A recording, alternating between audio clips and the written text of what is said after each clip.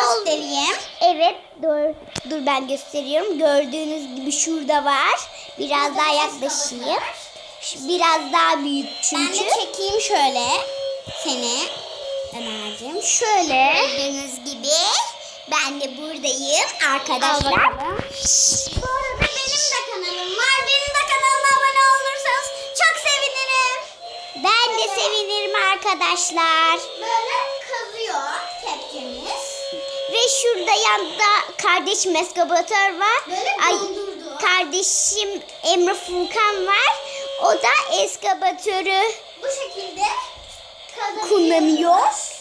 Gördüğünüz gibi. Şimdi bay bay arkadaşlar.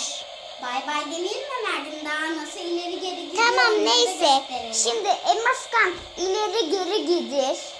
İleri. Evet gördüğünüz gibi şöyle dönüyor. Bir de ileri geri götür. Geri yap Emre Furkan. Böyle gidiyor arkadaşlar. Gördüğünüz gibi Evet. gidiyor. Gördüğünüz gibi. Dönüyor böyle. Evet gördüğünüz Bay bay gibi. diyeceğim şimdi ben size arkadaşlar.